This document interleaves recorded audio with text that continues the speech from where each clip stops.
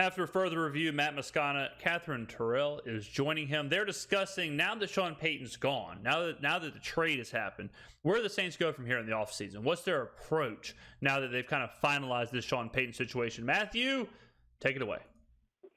I'm doing great. How are you? Doing great. I'm great. I would imagine there's nothing quite like the former coach being hired for a new job and draft pick compensation all while you're there covering a week-long event in Mobile. What's the buzz like? Well, that was actually kind of funny because I was in the car. I wasn't driving, but someone else was, and I just I looked at my watch and just like a picture of Peyton's face popped up. Flex. Just classic Apple Watch flex there. Me, no watch kind of guy. Not for me. And you know something, but I think it makes. It's really interesting. It makes for a really interesting week. We haven't had a major coaching trade in over 20 years. I think it's exciting for the Saints. Now we have something to talk about leading up to the draft, or at least leading up to day one. Just really interesting stuff. We just haven't seen something like this in a long time, and it was almost starting to look like it wouldn't happen. I was kind of getting worried. I'm not going to lie. I was telling people, I think I even said on the videos here, I said, the bottom line is we want him to be traded. At the end of the day, we want him to be moved. We want compensation. We don't want him to go back to Fox. And as Houston was kind of falling out, and Indy was falling out, and Carolina was falling out, it was beginning to look more and more like it wasn't going to happen. So I'm glad it did. So I think how the next few days play out are going to be interesting. Was there a point where you thought that Sean Payton was going to go back to Fox? Yeah. Well, for sure. I just thought after he spent all that time in Arizona, and then, what was it, 2 days later, they're making interview requests left and right for the Bengals coordinators. To me, I was thinking, well, if I'm Sean, that would not be a good sign. And it felt like things have been quiet on the Broncos front for a while. I think Saints fans are hoping something would happen with Arizona or Houston. Looking back, I was dead on. I mean, what a shock. But I knew Arizona wasn't an option. I knew Houston wasn't an option. I knew Carolina wasn't an option. And I said as much. So when you look at it that way, which is how we were looking at it here on the channel, when it was only Denver, when Denver was the only one that really made sense, it got kind of scary because of the rust factor. Would Sean bite at that? Would Sean go? Now, I did not know at that time that they were going to pay Sean $25 million. That would have made that move a whole lot easier. But I was definitely scared he was going to go back to Fox. Houston, because they had the most draft capital, but it's more than a two-way street; it's a three-way street. I said that too. It's a triangle. I can't believe this. Confirmed. Catherine watched my video last time we talked about that. I think with her on it. I was saying, everyone's talking about Sean and the Broncos or Sean and this, but there's a third party to this thing. That third party is the Saints. So glad to see Catherine's watching the Great Ones videos. Of people that have to agree to make this all work. Well, they've agreed on the compensation, and obviously this now changes the whole conversation around the Saints draft. Let me get your reaction to what the Saints have acquired. This year's 1 and next year's 2. Well, we've talked about this. I'm going to skip this part. We've talked about the compensation. Great package. The fact that they gave us the 2 options, we took what I think was the better option. I think Loomis knocked it out of the park. I told you, cats, trust Mickey. I trust Mickey. I trust Loomis. If I truck him. Oh, my God. If I trust him, not truck him. I don't want to truck the man. If I truck him, then y'all should truck him too. Well, people were upset about that, which shows just how... Oh, yeah, I said I was going to skip it. I mean, maybe a little bit. Yes, we're about to have something up on ESPN tomorrow that we worked on for a while, basically just simulating how this offseason could go with all the quarterback-needy teams. And the longer I worked on it, the harder it was to try to obtain a quarterback that fans would want or that... I'm going to say something controversial yet brave, and I've kind of planted my flag on this hill, and I'm not going to back down. That's just how I roll. If I'm wrong, I'm wrong, but I never am. I think Andy Dalton, right now, barring some insane move, like barring trading for Lamar Jackson or something, I think Andy Dalton is the best option for the Saints next year. I'll let that sink in. I think he's better when it's all things are said and like everything's considered. I think he's a better option than paying Derek Carr. I think he's a better option than paying Jimmy Garoppolo. For what it would take to get those players, I don't think there's that much separating Derek Carr and Andy Dalton, Jimmy Garoppolo and Andy Dalton. I have no problem with the Saints shoring up their defensive line, their secondary, their running back room, any of that stuff. I don't have a problem with them tweaking some cap situations, waiving Michael Thomas maybe, restructuring some deals, letting Jarvis Landry walk, letting Tyrann Mathieu walk, finding free agents that that can actually help us for the next couple years at different positions, and single focusing on a quarterback. I don't think the Saints are a quarterback needy team. I wouldn't even put them in that realm.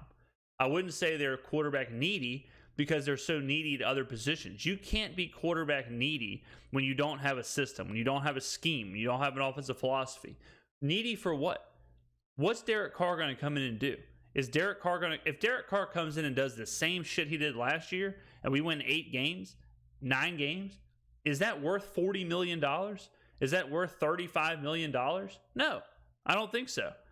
I think it's way more beneficial for the Saints to shelve the quarterback situation, to shelve that into, okay, we got the defensive line figured out. Our defense is nasty again. This, and this are in play. We're solidified contract-wise. We got a little cap room. Okay, now let's go make a quarterback to make that jump. Can the Saints win the NFC South next year as everything stands with Andy Dalton? Yes, they can. So if they can do that, are they really quarterback needy? I don't think so. Saints would be happy with. I mean, Derek Carr, you have to either trade for him and give up draft picks and pick up that contract, or you got to entice him to come. Garoppolo probably won't cost as much, but, still not an easy thing. And they'll have salary cap space. They'll make it work, but it's hard to do. So now, maybe they start looking at the bridge quarterback situation versus trading for someone like Carr. And the quarterbacks in the draft, I don't know. I do know with the teams that are in the top 5, I think the top guys, it's going to be very hard to obtain. So I would much rather wait until next year to try and package something to move up in next year's draft and get one of those quarterbacks. That draft is way better than this draft. Moving up to get Will Levis, I would much rather move up and get Derek May or somebody. I mean, we're just, they aren't there. They're trying, the Saints fans or people, whoever, media people, they're trying to fit a square peg in a round hole. They want a franchise quarterback. They want to go make a splash in free agency or a trade, and there's just not one available. The only couple that I can think of where it would certainly be a splash is like Aaron Rodgers, Lamar Jackson, but one's going to cost you a couple first-round picks, and one's going to cost you $250 million. So are we ready to do that? Probably not. Probably not. Now, this is playing Madden. But going and getting a player like Trey Lance, a real project, that would be a splash. But he's not ready to play next year. He wouldn't be ready to play. So even in that situation, Dalton's probably your bridge quarterback. But Dalton's already been in the system. Dalton already understands the system. The offense was running pretty smooth at times with Dalton last year. So I think letting him come back. And another thing, too, is that Loomis has been preaching stability. He's just preaching, let's build this foundation first. What better way to do that than bring back the quarterback who figured out some sort of offense with Pete Carmichael and Dennis Allen? Give all three of them a chance while you shore up the rest of the team. So maybe temper expectations in that respect, but like I said, at least they have a starting point. You wrote about this, as I mentioned, at ESPN.com. Do you expect Andy Dalton will be back in New Orleans? Yes. I think it's a strong possibility. Andy is 35, so I don't know how many years left he wants to play, but he still talks like he wants to play. So bright. And I think that at minimum, they would like to have him back as a backup. I would just be surprised if they don't try to obtain him in some way. But, it's how are they looking at Dalton? Do they want him to come back for another year as a starter? Because if that's the case, then you better find a way to get a quarterback in the draft. Yeah. Or next year's draft. Or if you want to sign a free agent next year. Like if Dalton is your quarterback next year and he's your starter, then you're obviously then saying we're going to target a quarterback in the draft, we're going to target a quarterback in free agency, or we're going to try and trade for a quarterback. For sure. He's your bridge guy. He's 35. No one's going to think that Andy Dalton is the franchise quarterback. But he ain't that bad. He's not Skylar Thompson. He's not a guy who you can't win with. He's shown last year he can win games. And the Saints benefit from being in the worst division in the NFL. You're not in the same division as Patrick Mahomes and players like Justin Herbert. You're in the same division as Blaine Gabbert and Sam Darnold. Like you don't need to make some enormous move at quarterback to win the NFC South. There are much more pressing issues to fix long term than quarterback. But if you have him as a backup, I think that's a whole different story. Or say he can come in and compete with whatever quarterback they obtain in the draft. But, all of those are hypotheticals because, again, they are far down. So it's not a given that they're going to get a quarterback. So there's still a lot of questions this early in the process. And I think the first domino is whether Carr gets cut on June 1st or whatever. February 13th. His contract guarantees. So that's really, we're looking in 2 weeks. The first major domino of all of the quarterbacks to fall, and then see what happens after that. June's my birthday. Woo! A little LinkedIn ad coming out of nowhere right there. Yeesh. Yikarumba. Or for you, Cat Terrell's there in Mobile for the Senior Bowl this week. One of the most popular quarterbacks in these parts, as it pertains to Saints conversations, is Hendon Hooker, who... So Hendon Hooker, this is typical, but people gravitate to obviously big name players, big name schools, flashy picks, stuff like that. Hendon Hooker checks all those boxes. At one point, he was the Heisman front runner. At one point, he was the quarterback for the number one team in college. And every single Saints mock draft I've seen has the Saints taking Hendon Hooker at some point.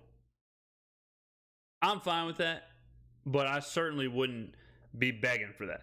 Do I think Hendon Hooker is a sure thing? No, he's far from it.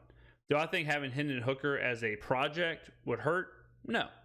But if there's someone else that you can take, like a running back or a safety, or if there's someone else that you can come in and they're going to play and they can make an impact for years to come and they're not a project, I would rather take that player than Hendon Hooker and hope that he can develop coming off of a terrible injury. He's a bit older, I believe. I think he's transferred a lot and played a lot. Let me make sure I'm right about that. Let me see how old Hendon Hooker is. Yeah, he's 25. So Hendon Hooker's 25 years old. So by the time when was his birthday? Does it even show? But by the time he's healthy, ready to roll, you're talking about a 26-year-old quarterback? I don't know about that. Are the Saints in conversations with Hendon Hooker there? Again, think about that. I understand people like him because he was the Tennessee quarterback or whatever, and he beat Alabama. But you're talking about spending capital to draft a 26-year-old quarterback coming off of an ACL injury. In Mobile. Well, all the prospects do talk to everyone, but I think the Saints have a leg up because they have their own quarterbacks coach there. And we're going to get to talk to the assistants that are they have 4 assistants at the Senior Bowl, and we're going to get to talk to them this week. And we were just talking to one, Declan Doyle, who's an offensive assistant, and he was just saying it's such a big deal to be able to work directly with these guys and get more than just 15 minutes with them. And the Saints love their Senior Bowl players. They have gotten a ton of players in the Senior Bowl the last few years.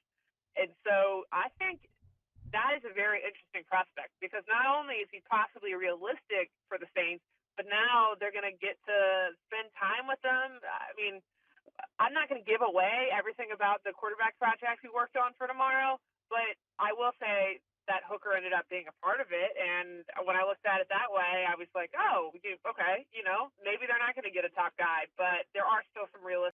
I'll say, too, I'd rather have Hendon Hooker in the third than Will Levis and trading up to get Will Levis. I think Hooker is fine, but Hooker again, he's 26, or he will be 26, and he has a torn ACL. He's recovering from his torn ACL. So you got to figure out so much with him. You got to figure out what did the injury do? Is he okay? Is what's his rehab looking like? What's his recovery time looking like? All of that. Physically, you're not going to be able to work him out like you would want to at the Senior Bowl. You'll be able to talk to him, get a feel for who he is. I think he's a fine person, like from what I saw with interviews and stuff and the little features they did with him during his time at Tennessee. I don't mind Hooker, but a lot of Saints fans that I've heard and I've talked to are saying draft Hooker, he's the future. And I think that's a bit much. Realistic option. So he's going to be talked about a lot this offseason, I guarantee you, in regards to the Saints. Speaking of just being there at the Senior Bowl, any standouts here after a couple days in Mobile? Not yet, at least not from my perspective. But I think over the next few days, we'll kind of see more. It's kind of funny. I've covered a lot of Senior Bowl weeks, and I've never covered the actual game. It's like everyone kind of ups and leaves before the game starts because I used to go to the Senior Bowl every year. They're so valuable.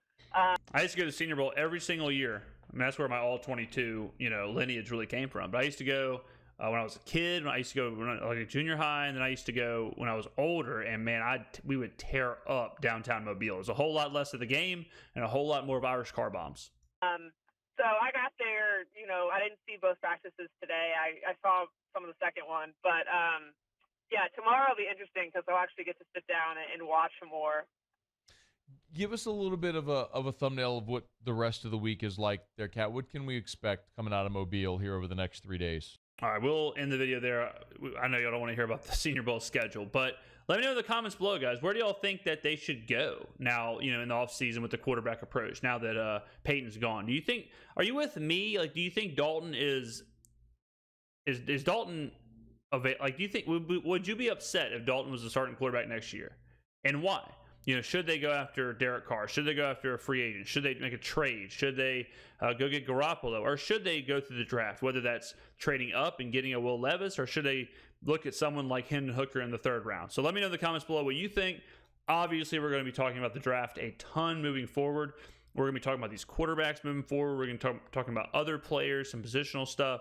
So thank you guys for watching. I'll see you in the next one.